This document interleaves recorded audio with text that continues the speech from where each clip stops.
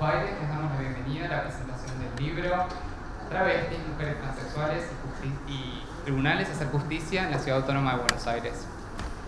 Contamos con la presencia de Marcela Basterra, presidenta del Consejo de la Magistratura de la Ciudad de Buenos Aires, Diana Mafía, directora del Observatorio de Género, Blas Radi, autor, a cargo de la Oficina de Diversidad de Género y Orientación Sexual del Observatorio de Género en la Justicia, Alba Rueda, autora, activista trans, organización Mujeres Trans Argentina, y Florencia Guimaraes García, autora también en el libro, activista travesti, Corriente Nacional, Loana Perkins.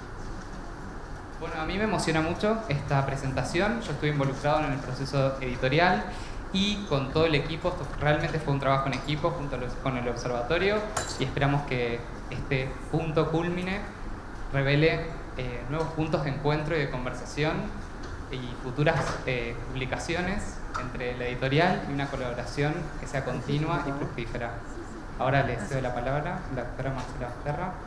Hola, bueno, muy buenas tardes a todos y a todas. Es un gusto muy grande para mí estar acá y acompañar a Diana en el trabajo que desde hace tantos años ella viene realizando y poder compartir este panel con quienes han participado en el libro, y sé que muchos de ustedes que están acá también han participado en el libro o participan activamente en todas las actividades que se desarrollan desde el Observatorio de Diana. Quiero felicitar, aparte de a Diana, por supuesto, a los coordinadores, a Blas Radi y a Mario Pecheni, que son los quienes han coordinado este libro, porque realmente me pareció excelente la idea de poder compaginar en una obra no solamente lo que implica los 19 artículos que se estudian profundamente desde una versión filosófica, psicológica, sociológica y jurídica, todas las peripecias y felizmente todos los logros, que aunque falta mucho, pero desde la ley, desde la Constitución, desde los fallos judiciales, en el ámbito de la Ciudad de Buenos Aires estamos logrando para la protección de un colectivo tan desprotegido como son el colectivo de las minorías sexuales y de las personas trans, travestis,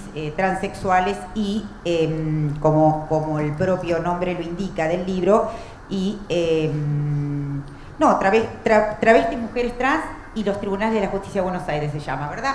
Pero yo me refiero a todo el colectivo en el sentido de las dificultades por las que ha atravesado históricamente la Argentina en relación al tema de las minorías. Y las minorías sexuales, sin duda, son una de las que han sido expulsadas del escenario jurídico de una manera grotesca.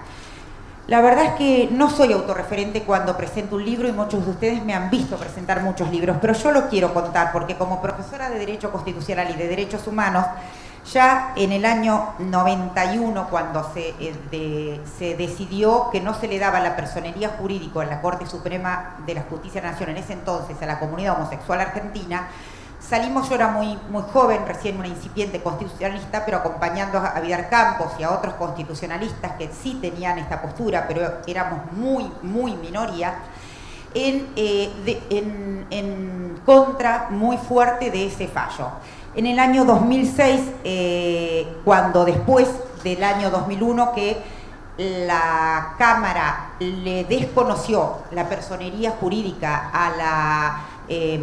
al colectivo travesti transexual, a la Asociación por la Igualdad, a la ALIT, en el año 2006, cuando salió el fallo de la Corte Suprema de Justicia de la Nación, yo lo comenté en un número especial de Jurisprudencia Argentina y escribí este artículo para Clarín, que hoy lo miraba, que la Corte le reconoció personería una asociación de travestis y transexuales. Y al año siguiente publiqué un ensayo que se titula ¿Puede un Estado pluralista no confesional erigirse en guardián de la elección sexual de las parejas? Esto a propósito del rechazo que había tenido en la justicia la Asociación Swingers Argentinos. Porque en realidad lo que siempre pasaba, esto de la estigmatización por cuestión de minorías raciales, religiosas, y el colectivo más discriminado posiblemente sea el colectivo de las minorías sexuales y sobre todo hoy en día las chicas travestis y trans, que tienen tantas dificultades para lograr el acceso a la justicia y el acceso al mercado laboral, porque los derechos están, pero tenemos que pasar a la etapa de lo que se llaman acciones positivas, que el Estado tome medidas concretas para poder incorporar a esas minorías a esto que decíamos, al servicio de salud, al servicio al trabajo, a todos los derechos que tiene cualquier persona, que son derechos humanos básicos, que son de todas las personas, porque son innatos, irrenunciables, improrrogables, imprescriptibles.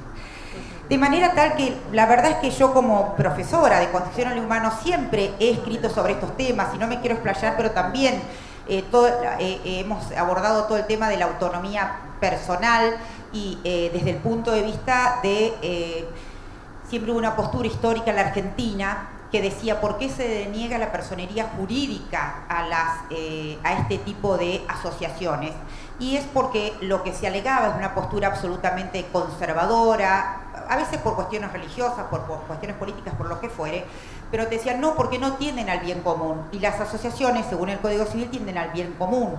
Sin embargo, la mayoría de la doctrina ha dicho hasta el cansancio que el bien común es el bien de toda la sociedad, el bien de una parte de la sociedad, o sea, fines mixtos, altruistas, o el bien de los asociados. Es lógico que cuando hay grupos que son minorías excluidas y grupos históricamente discriminados, se asocien para defenderse contra las discriminaciones y para autoprotegerse.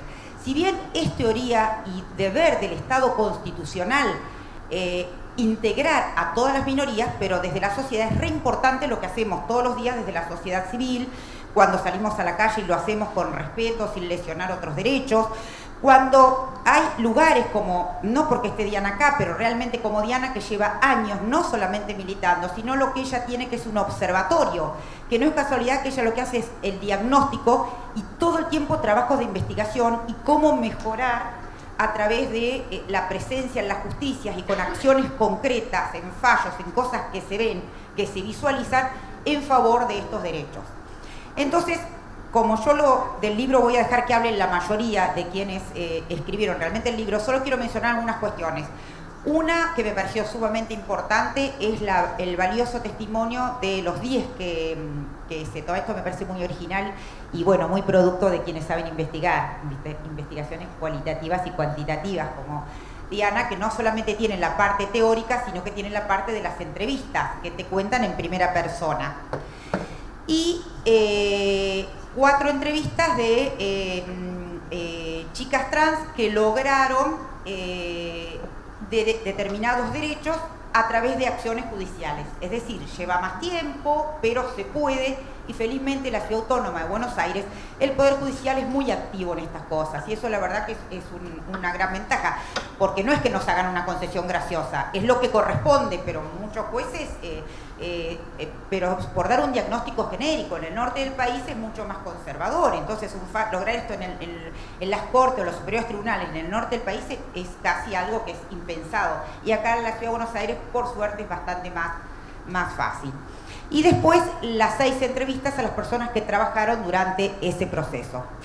Pero además de felicitar especialmente a Diana por esta iniciativa y a todos los que participaron y cada uno, como lo he mencionado, yo no quiero dejar de decir que me impactó mucho lo que escribió Florencia Guimarães, y yo quiero terminar.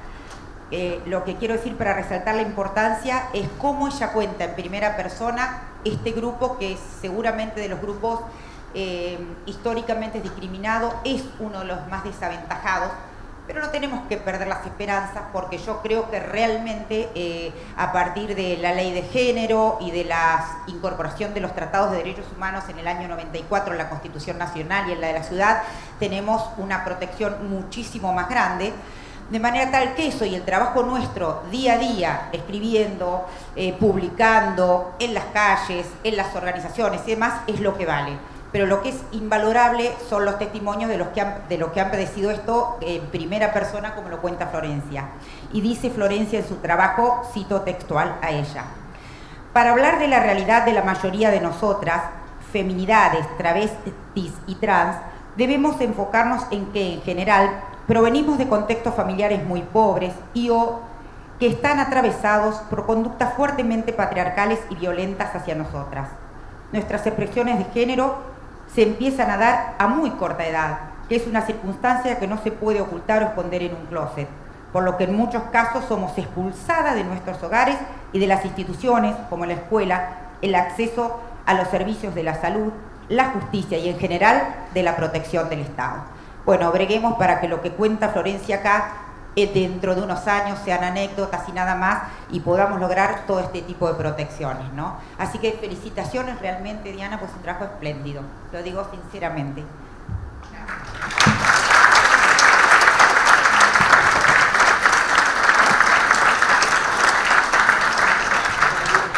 Perdón, lo único que no dije, que no agradecí, es que yo hice el prólogo, que Diana tuvo la gentileza de invitarme a hacer el prólogo, y lo quería agradecer especialmente, discúlpenme.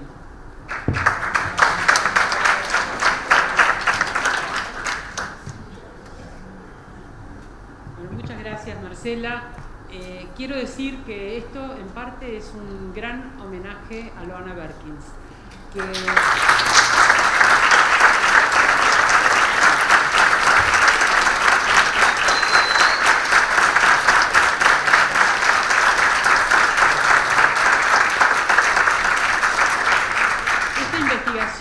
fue una de las primeras ideas de Loana. Quiero decir que de las primeras cosas, aprovecho para decir algo, la primera publicación que hicimos en el observatorio, también a instancias de Loana, fue los principios de Yogyakarta.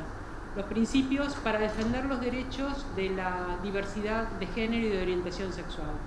Entre los autores de esos principios, que son muy importantes, había solo una persona de América Latina, que era argentina, y que es Mauro Cabral, y está acá. Así que muchas gracias, Mauro.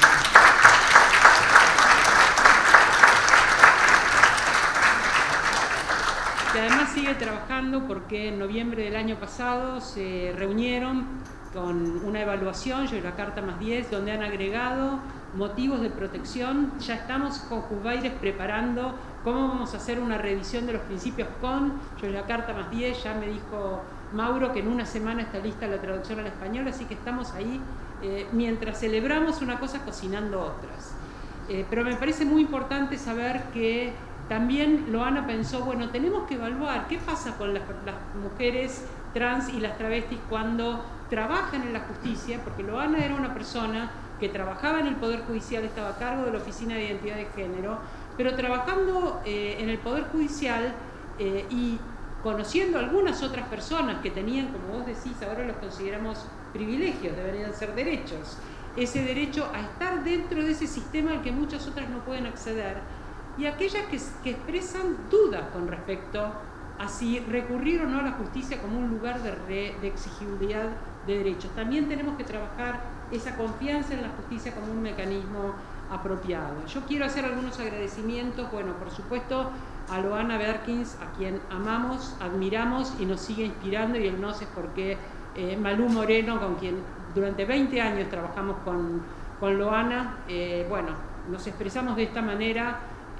Cuando hoy a las 5 de la tarde, según dicen, caiga una tormenta con rayos y centellas, sepan qué significa furia travesti.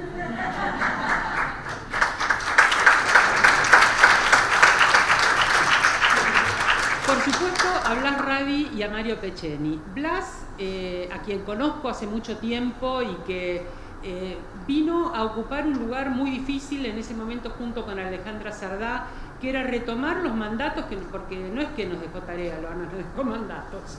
Estamos cumpliendo uno, vamos de a poco. Realmente asumió con una cosa extremadamente difícil, que fue cuando murió Diana Zacayán, y desde acá pedimos justicia por Diana Zacayán. Viene la etapa de alegatos la semana que viene y realmente estamos esperando que se haga justicia por un crimen que consideramos un travesticidio.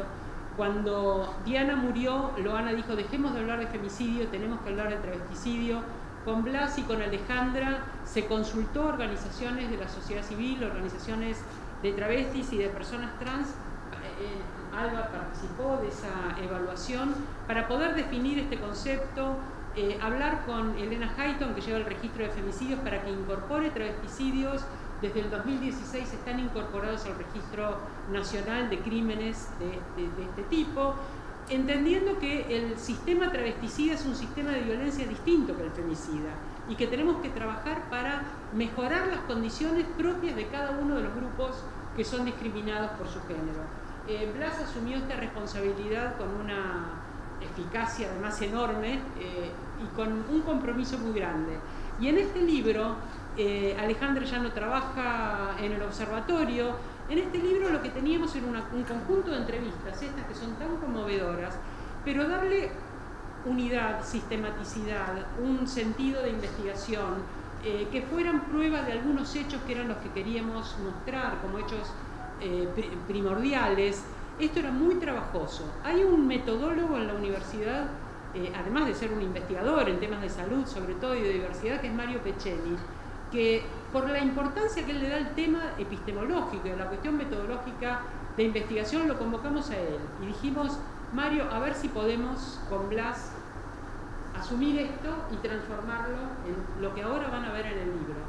Algo va a contar Blas de cómo fue este proceso, pero quiero que sepan que en el inicio había un conjunto de entrevistas y que incluso algunas, como eran todas amigas de Loana ni decía quién estaba entrevistando, teníamos que ver con las voces, a ver qué era lo que pasaba.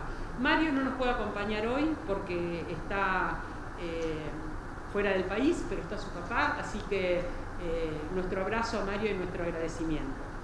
Entonces, bueno, los autores, por supuesto, Blas Radi y Mario Pecceni, por su compromiso creativo y respetuoso en la apuesta inconclusa de Loana, a las travestis y mujeres trans entrevistadas que compartieron sus saberes y vivencias sobre la justicia y la injusticia. Una de las entrevistadas es Diana Zacayán. Miren la injusticia. A las abogadas y abogados y abogades que han litigado junto con ellas, a Yasmín Mertequian, que estaba haciendo una pasantía con nosotros en el observatorio y realizó las entrevistas y colaboró con los inicios del proyecto, a Flor Guimaraes, una fotógrafa tan talentosa, porque generosamente nos cedió esas bellísimas fotografías para ilustrar el libro, como otras veces nos ha cedido fotografías sobre un movimiento que ella documenta desde hace mucho tiempo de una manera además muy hermosa. A quienes aceptaron la invitación para comentar las distintas secciones, investigadores e investigadoras que le dieron esa profundidad al libro, a quienes integran o integraron el Observatorio de Género en la Justicia. Está acá mi equipo y yo no les puedo decir lo que es, pero cuando lean el libro lo van a averiguar. Me felicitan a mí, pero en realidad acá hay algo maravilloso.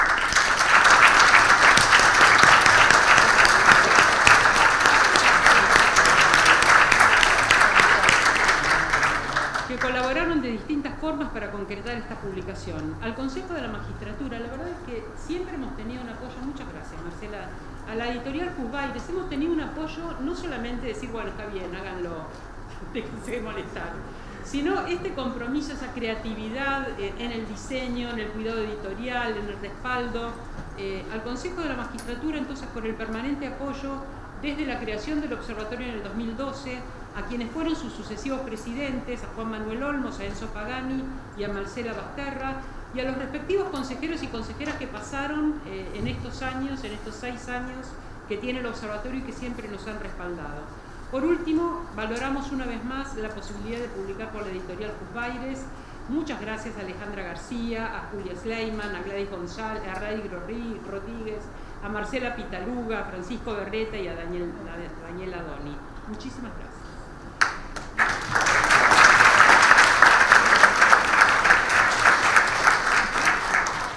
Le voy a pasar entonces la palabra a Alba Rueda. Alba Rueda es activista trans, pertenece a la organización Mujeres Trans Argentina y tiene, bueno, muchísimas otras pertenencias, pero esta es la relevante. Gracias. Buenas tardes, muchas gracias Diana.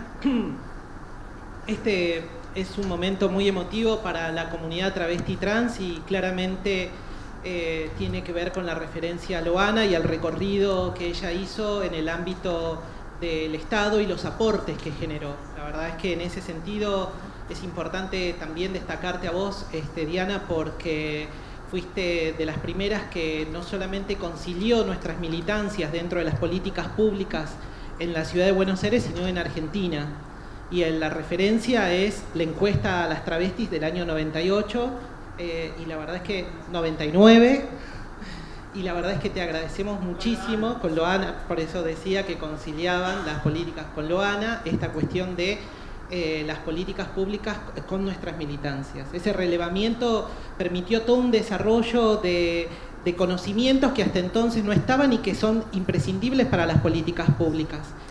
Y la visión de Loana, la militancia de todo el grupo, y ahí está Malú, que si te miro mucho también me emociona más, entonces realmente me parece fundamental poder destacar esta cuestión de los aportes para poder pensar que sí es posible hacer políticas públicas desde la diversidad sexual, con el movimiento travesti, que esto significa muchas veces lugares y situaciones incómodas para el Estado, para las políticas públicas, para las instituciones binarias, y incomodar, transformar y modificar es parte de la labor militante de Loana y su testimonio de vida, su testimonio de militancia y de pensamiento crítico es justamente lo que nos permite a nosotras pensar también otros horizontes de democracia. Esto no se trata de políticas asimilacionistas, se trata de repensar la justicia desde las variables de identidad de género,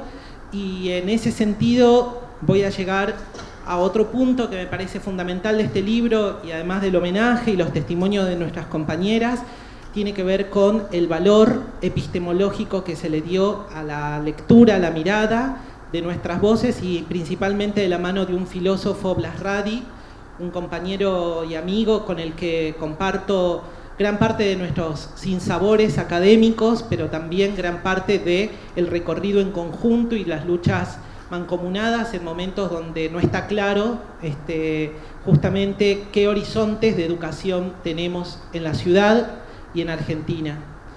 Estudiamos en la universidad pública, Diana es egresada, perdón Diana, lo sé, pero sos egresada también de la Escuela Normal 1, y eso significa, conocí a una amiga, compañera tuya, y eso significa que realmente para nosotras y el conocimiento que estas instituciones generan es muy valioso, y la simple posibilidad del cierre de estos institutos para abrir una universidad que va en una dirección que no habla de pluralidad y diversidad es muy preocupante para todos los movimientos sociales, incluido para aquellas que estamos mirándolo de afuera.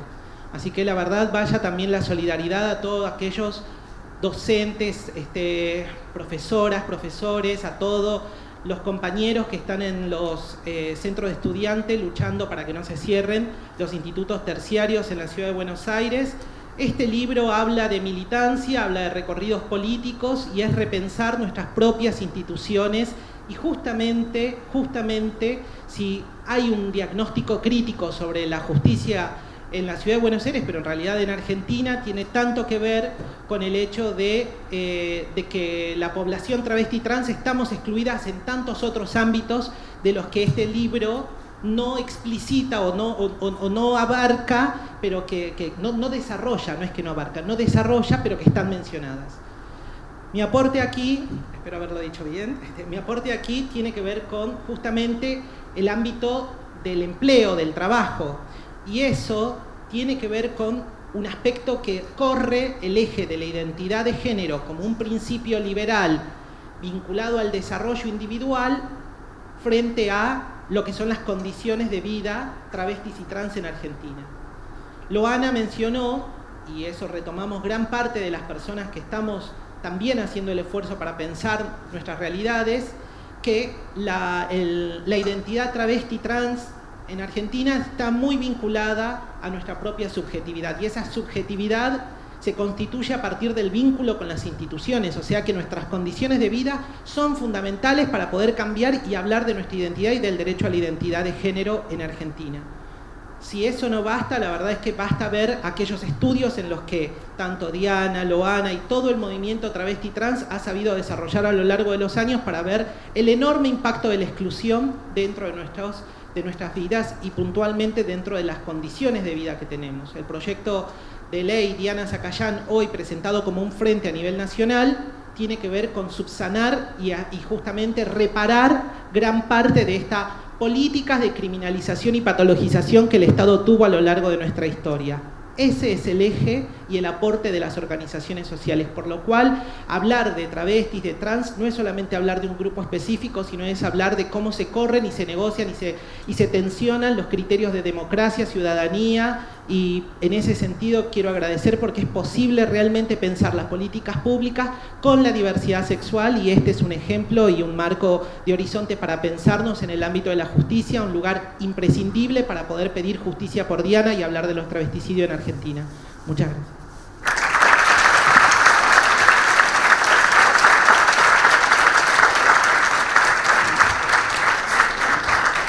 Muchas gracias, Alba. Muchas gracias. Vamos a darle la palabra a Florencia Guimaraes. Florencia Guimaraes García es activista travesti de la Corriente Nacional Urbana. Muchas gracias. Bueno, qué decir, ¿no? Estoy tremendamente emocionada, estoy muy emocionada. No puedo dejar de pensar todo el tiempo, no solo al ver el libro, sino a verlas y verlos a muchos de ustedes, quienes estamos acá, pensar en Loana, ¿no? Para mí es terriblemente emocionante cada lugar donde voy y están todas estas semillas que se convierten en estas cosas tan maravillosas, ¿no? Nuestros trabajos tan maravillosos, esta herramienta tan necesaria, ¿no? Desde la justicia para otras personas, para que se pueda comprender, entender un poco más la situación que atraviesa el colectivo travesti trans, la situación a la que somos sometidas las personas travestis trans. Entonces estoy terriblemente emocionada, hablando de justicia, ¿no? Y lo nombraron muchas veces, pero pensarnos y pensar que en este momento se lleva adelante el juicio de nuestra compañera Diana Zacayán, que fue brutalmente asesinada, acribillada, víctima de un travesticidio, nuestra compañera que también es parte de este libro, y como arranca el libro diciéndolo en una de las partes, no están hoy acá, ni Loana Berking ni Diana Zacayán, ¿no? Entonces, particularmente, a mí también me tocó no solamente participar como fotógrafa, lo cual estoy orgullosísima, porque en esas fotos están retratadas muchas compañeras, entre ellas Diana Zacayán, Loana Berking y un montón de compañeras que salen hace muchísimos años y día a día a la calle a luchar, a poner el cuerpo, a poner todo para tratar de cambiar este mundo, ¿no? Este mundo que es tan perverso, este mundo que es terriblemente travesticida con nosotras, ¿no? Porque hoy estamos hablando de esta herramienta maravillosa y no podemos contar con Diana ni con Loana estando acá en este lugar. Entonces es importantísimo, para mí es muy importante, mi trabajo como fotógrafa es específicamente retratar a mis compañeras travestis y trans, y eso tiene que ver con romper la mirada también, ¿no? Que los medios de comunicación tienen de nosotras. Por lo general siempre somos retratadas de la misma manera, en lo bizarro, en lo burlesco, en lo marginal, en situación de prostitución. De las trabas siempre se muestra una cola, una teta, el reflejo de un coche, de un prostituyente frenándonos en una esquina. Siempre se muestra eso. Entonces para mí es muy importante mostrar que nosotras somos sujetas políticas, que nosotras luchamos hace muchas décadas, y no solamente por los derechos que nos fueron y nos son arrebatados todavía día a día, sino que luchamos por muchísimas causas, por el derecho al aborto seguro, legal y gratuito, luchamos por la libertad de los presos políticos y presas políticas. Tenemos un montón de banderas que levantamos, no es que solamente salimos para la marcha del orgullo, para algunas cosas específicas, no. Muchas de nosotras y muchas de las personas de la comunidad LGTBI ponemos el cuerpo todo el año, un montón de luchas, porque estamos atravesadas por una clase, porque estamos atravesadas por un montón de particularidades. Entonces para mí es un honor poder participar, no solo en lo fotográfico, sino escribiendo, ¿no? Me tocó justamente escribir sobre las necropolíticas, escribir sobre travesticidios, ¿no? Y cuando hablamos de travesticidios nos vamos más allá del simple hecho de pensar en un crimen de odio, sino que hablamos de un travesticidio social, o lo que muchas de nosotras decimos un genocidio travesti trans. Tenemos que hablar en una de las partes, ¿no? En la definición de necropolíticas dice, ¿no? Estas comunidades que son sometidas, expuestas y que son asesinadas particularmente, y que día a día no saben si van a saber si van a sobrevivir. Eso nos pasa todos los días a nosotros, travestis y trans. Todos los días de nuestras vidas no sabemos si vamos a llegar vivas a nuestras casas, porque estamos expuestas, el 90% de nosotras, a tener que subsistir de la prostitución. Entonces, cuando una va a pararse en una esquina, en una ruta, donde sea, no sabe si va a volver a su casa, no sabe si vas a bajar de ese auto, si te va a matar la policía, si te va a matar un prostituyente o qué te va a pasar, ¿no? A veces nosotras muchas decimos somos sobrevivientes. No sé, habría que redefinir ese sobrevivientes, porque lo van a ver quien se fue con 56 años y muchas de nosotras que nos consideramos sobrevivientes y hoy estamos acá, pero no sabemos qué va a pasar mañana cuando salgamos a la puerta. Las que no estamos ahora en este momento en situación de prostitución es lo mismo, porque salimos, cuando cruzamos la puerta, es cruzar un mundo muy hostil para nosotras, donde todo el tiempo somos criminalizadas, donde somos perseguidas, donde una se va a parar a tomar un colectivo y te frena un tipo atrás del otro preguntándote cuánto le cobrás, porque la travesti y la persona trans está asociada a la prostitución automáticamente. Nadie sabe, me pasó recién cuando fui a tomar el colectivo.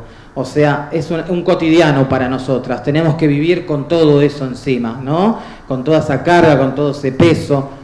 Por eso también estamos condenadas a vivir en los márgenes, en la oscuridad, a salir por las noches. No vamos a ver muchas compañeras travestis y trans en el cotidiano del día. No vamos a ver compañeras que estén atendiendo, no sé, en un shopping, en un colegio, que sean maestras, que sean un montón de cosas, pero sí las vamos a ver a todas en una esquina a la noche, acá cerquita también en los bosques de Palermo. Todo eso es un círculo que termina con nuestras vidas. Por eso hablamos de travesticidio más allá de los crímenes de odio, sino que estamos hablando de una expectativa de vida que muchos y muchas conocen y otros no, que es de 35 años de edad. Cuando hablamos de travesticidio hay que hablar de eso, visibilizar eso. Y la raíz de esa expectativa de vida es el sistema prostituyente. Porque muchas de nosotras, entre los 11 años de edad y los 14, ya estamos en una esquina siendo prostituidas. Entonces, ¿cómo se pueden imaginar ustedes que esa niña travesti trans se puede desenvolver en este mundo, en esas situaciones donde una tiene que subir a un auto y un tipo hace de tu cuerpo lo que quiera? Vos no sabés lo que es un preservativo, no tenés idea de nada, pero tenés que comer. Tenés que subsistir, tenés que pagar la piecita de la que te alquila, el hotel, el tachero, al policía, tenés que mandarle plata a tu familia que por más que te haya expulsado, igualmente nosotras la seguimos bancando. Entonces todo eso hace que tengamos esa expectativa de vida. Yo quiero decirlo, quiero que eso se visibilice, ¿no? También, que la raíz de nuestros crímenes, de nuestros travesticidios sociales, de nuestra expectativa de vida es el sistema prostituyente. El 90% de nosotras subsiste de la prostitución. Y ahí voy a volver a citar a Luana con esta frase que me retumba todo el tiempo, ¿no? Que ella dice claramente, no es que yo estaba tirada en el mullido sillón de mi casa y un día salí y dije, bueno, a ver qué quiero ser puta, quiero ser doctora, quiero ser enfermera. No, el sistema ya impuso cuál va a ser nuestro lugar en esta sociedad. Entonces tenemos que empezar a visibilizar esto y a trabajar en pos de esto. Por eso es tan importante, también Alba lo nombraba, la ley de cupo laboral de Ana Zacayán a nivel nacional. Una ley que no se cumple, que está cajoneada y que es crucial para nosotras. Porque yo también, sí, entiendo los tiempos de la justicia, los tiempos que son súper largos. Nosotras no tenemos tiempo de nada. Nuestros tiempos son limitados y son acortados. Entonces no tenemos más tiempo para esperar. Necesitamos inclusión real, y cuando hablamos de inclusión no es poner una traba acá, poner otra allá y está todo bien, y eso es la inclusión. Hay que empezar a cambiar todo este sistema. Necesitamos que esos lugares donde también nosotras seamos incluidas, revisen, desconstruyan y vean todos los mecanismos expulsivos que ejercen hacia nuestras identidades travestis y trans. Así que nada, yo estoy muy orgullosa de poder haber escrito, de ser parte de esta maravillosa herramienta, de participar también como fotógrafa, ¿no? De visibilizar también mi trabajo como fotógrafa. Así que nada, agradecer la invitación y dejarlos que conozcan después este maravilloso libro. Gracias.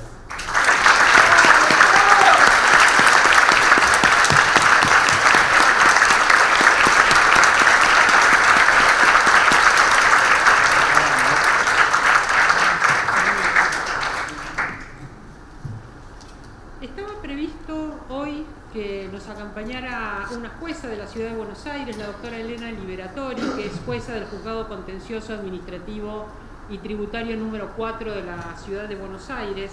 Por una cuestión de salud no pudo estar, pero nos mandó un comentario y a mí me gustaría leérselos. No es muy largo, pero me gustaría leérselos para que vean cómo un libro puede empezar a ejercer una incidencia sobre el Poder Judicial aún antes de que salga del estante de Juzbailes.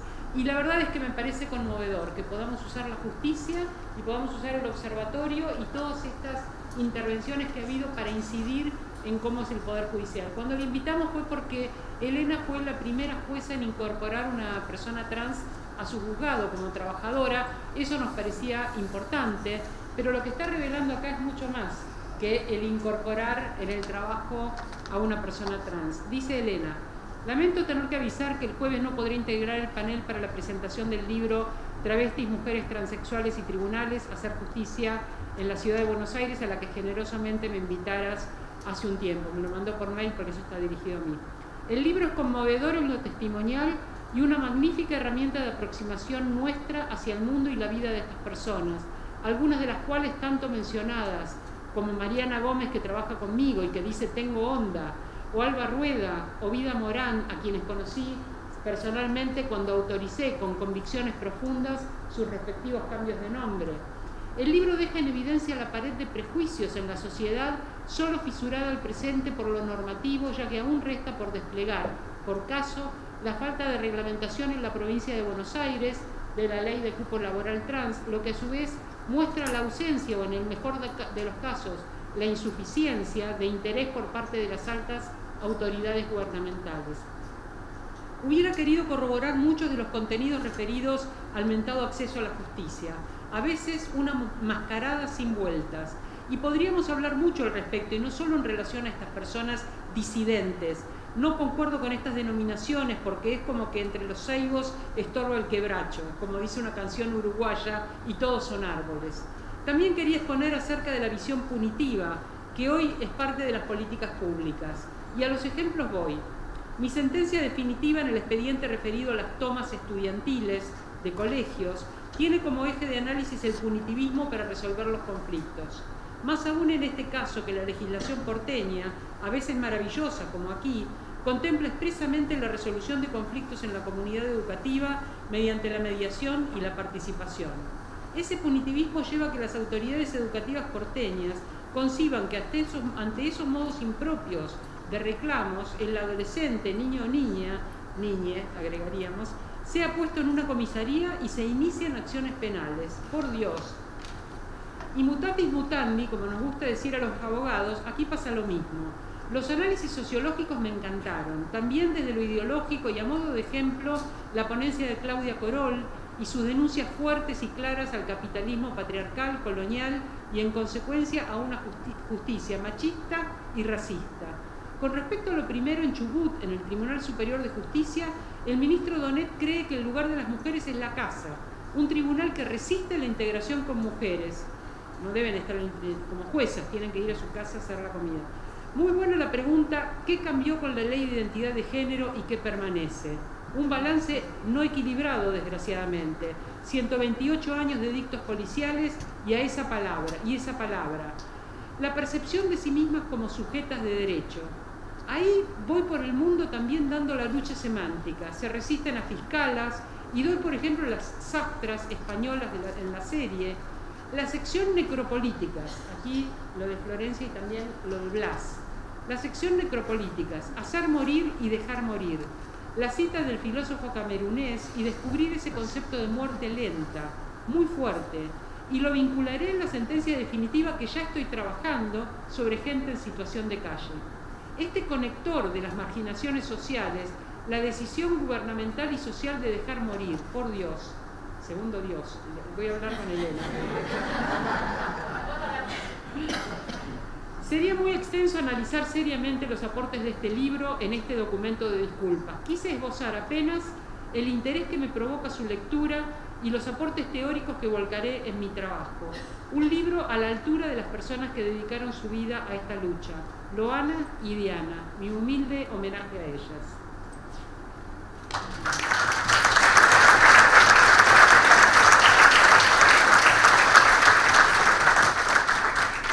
comentábamos con Blas que este concepto de dejar morir y este concepto de políticas para la muerte, vos citaste un artículo tuyo sobre el Estado laico, el Estado no religioso. Vamos a releerlo, porque si bien estaba pensado para swingers, podríamos aplicarlo como hace Elena con esto, ¿no? A tantas otras cosas. El título era ¿Puede un Estado pluralista no confesional erigirse en guardián de la elección sexual de las parejas? Bueno, la elección sexual de las personas. No solo la elección sexual de las personas, sino algo que estamos discutiendo en este momento. Si Loana estuviera aquí, estaría con un pañuelo verde, como estoy yo. ¿Puede un Estado pluralista no confesional erigirse en guardián de la decisión reproductiva o no reproductiva de las personas capaces de gestar? Y ahí quiero decir que en este libro estamos hablando de travestis y mujeres trans. Hay un colectivo invisibilizado, que es el de las masculinidades trans, que vamos a discutir seguramente, porque Blas va a hablar en las audiencias públicas en el Congreso en relación con la posibilidad de tener que tomar una decisión, en relación con la capacidad de gestar, que hay muchas que en su momento discutimos sobre la investigación, porque las encuestas que estaban hechas, las entrevistas, perdón, que estaban hechas, eran exclusivamente a travestis y mujeres trans. Las masculinidades trans eran un objeto de una investigación específica, merece la pena, es un colectivo muy invisibilizado y con sus propias formas de discriminación, y tengo que decir que a veces incluso formas de discriminación que parten del propio movimiento de mujeres o del propio movimiento feminista, lo cual tendremos que ajustar las cosas también en ese aspecto. Quien va a hablar ahora entonces para cerrar esta presentación, y a quien yo le agradezco enormemente la posibilidad de gestar este libro, es Blas Radi. Blas Radi es casi filósofo dentro de unos días y está precisamente trabajando en la Oficina de Diversidad Sexual y de Orientación Sexual en el Observatorio de Género. Gracias. Bueno, muchas gracias a vos y gracias a ustedes también por venir. Les voy a contar un poco cómo comenzamos la investigación junto a Mario Peceni. Recibimos en principio el material crudo de las entrevistas y nuestra tarea fue analizar y procesar los resultados y tratar de establecer un diálogo que fuera significativo para las comunidades y también para el sistema de administración de justicia. Y la verdad es que en sí misma la tarea es desafiante y a esa complejidad se sumó también partir de una base de entrevistas realizada, desarrollada por otro equipo que tenía sus propios criterios, sus propios objetivos y también intereses particulares. Y una de las complejidades que encontramos a la hora de encontrarnos con el material fue la demarcación de ese universo de discursos que iba a estar comprendido por la investigación y las formas de nombrar. Y como decía Diana, la investigación original se había planteado como un estudio sobre la experiencia de travestis, transexuales y transgénero en su vinculación con el sistema de justicia, a partir de entrevistas con estas personas y también con abogados y abogadas que las hubieran representado en procesos judiciales. Pero cuando analizamos el criterio de selección de la muestra, de esas entrevistas, encontramos que la muestra se había concentrado exclusivamente en travestis y profesionales que tenían experiencia en litigios con travestis. Loana también era muy explícita con sus intereses y esto lo ponía de manifiesto, pero bueno, ahí teníamos ya que tomar una decisión. Y además, cuando analizamos las entrevistas, cuando pudimos encontrarnos con las entrevistas mismas, vimos que si bien en su mayoría las personas entrevistadas se identificaban a sí mismas como travestis, también había algunas que no, que se identificaban como mujeres transexuales y también reivindicaban su identidad, y entre los abogados había uno que no tenía experiencias en litigios con travestis, sino que había representado a varones trans, aunque si bien iba a compartir perspectivas sobre el derecho y sobre la justicia en términos generales, no tenía experiencia en litigios con travestis. Pero bueno, en estas condiciones teníamos que tomar una decisión. Ampliamos la muestra para que efectivamente sea un estudio sobre la experiencia de travestis, transexuales y transgéneros. Esa era una de las alternativas. Otra era ajustar la investigación y hacer explícito que no iba a contemplar ese universo, sino una provincia, como una porción delimitada. Nos interesó en principio la primera opción y nos dimos cuenta que ese modelo aditivo, simplemente incorporar personas que no estaban, no nos servía. Me interesa parafrasear a la científica y epistemóloga Evelyn Fox Keller, porque de alguna manera lo que entendimos fue que no alcanza con agregar, o no alcanzaba, no nos servía, agregar entrevistas de población que no estaba representada o que estaba subrepresentada y batir. Entendemos que las investigaciones necesitan modelos interpretativos, un vocabulario, instrumentos analíticos que sean apropiados y que la calidad de los resultados depende en gran medida de eso. Digamos, no nos tomamos la fiebre con una regla, tenemos una herramienta específica y en este caso necesitábamos herramientas específicas, no las teníamos y tampoco las encontramos. Y eso es algo significativo, digamos, uno de los descubrimientos inesperados también del proceso de esta investigación.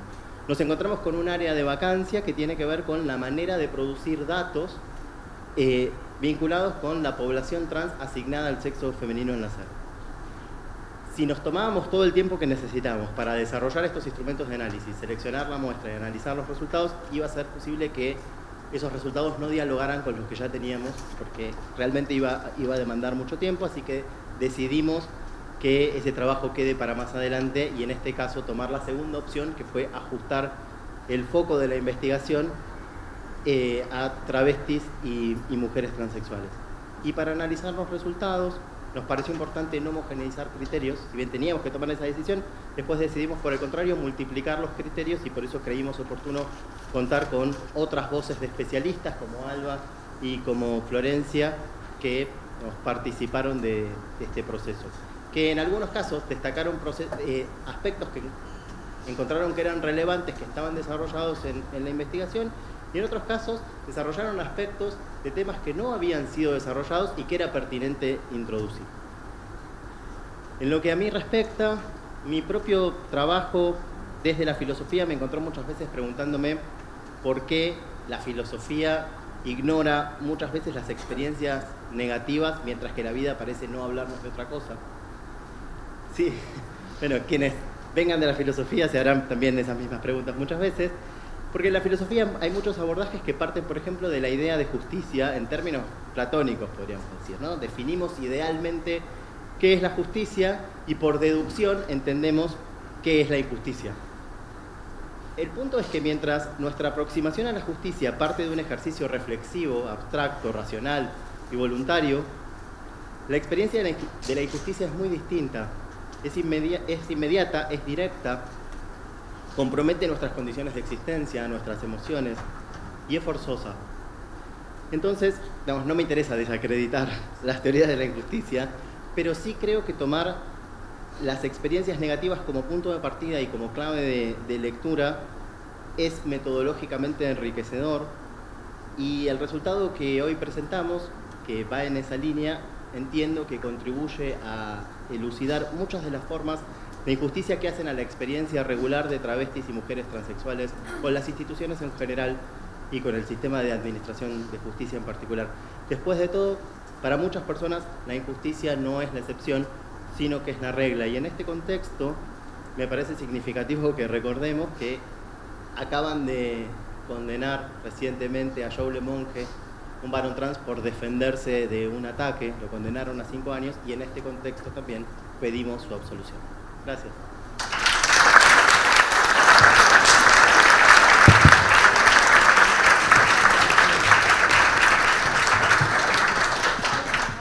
Quiero decirles que generosamente la editorial Jusbaires les va a obsequiar un ejemplar de cortesía al momento de salir, así que salgan despacio.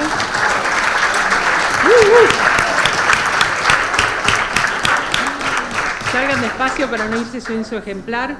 Y bueno, terminaremos con 3 frases de las últimas que nos dejó Loana Berkins. La única revolución es el amor. A la cárcel no volvemos nunca más. Furia travesti.